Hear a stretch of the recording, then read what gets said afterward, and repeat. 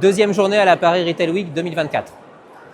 Alors je voudrais commencer ce débrief par partager avec vous quelques chiffres clés issus de la table ronde entre la FEVAD et e-commerce Europe, l'organisme de lobbying européen pour le e-commerce, qui réunit 24 organisations nationales et une trentaine d'enseignes. Depuis 2019, e-commerce Europe publie un bilan du e-commerce européen en analysant cette année 38 pays, les 27 de l'UE plus 11 autres. Premier enseignement, c'est un chiffre, 887 milliards d'euros. C'est le chiffre d'affaires que représente le e-commerce dans ces 38 pays.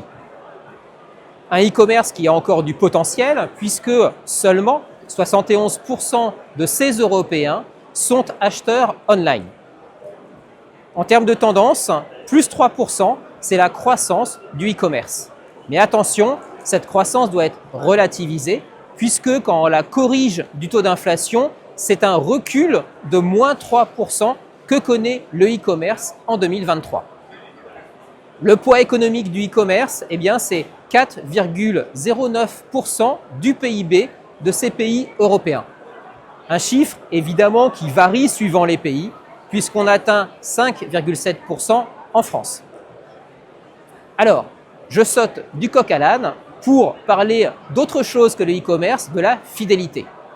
Effectivement, dans les allées de la Paris Retail Week 2024, la fidélité est très présente, notamment dans les conférences et les ateliers.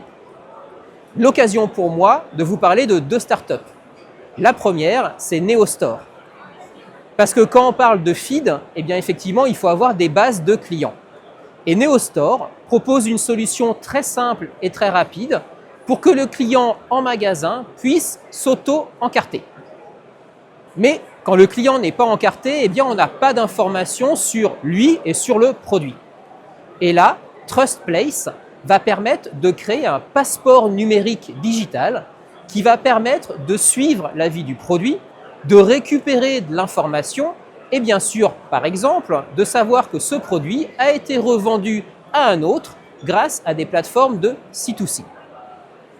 E-commerce, fidélité, les deux tendances d'aujourd'hui. Et je vous propose de nous retrouver demain pour la dernière journée de cette 10e édition de la Paris Retail Week.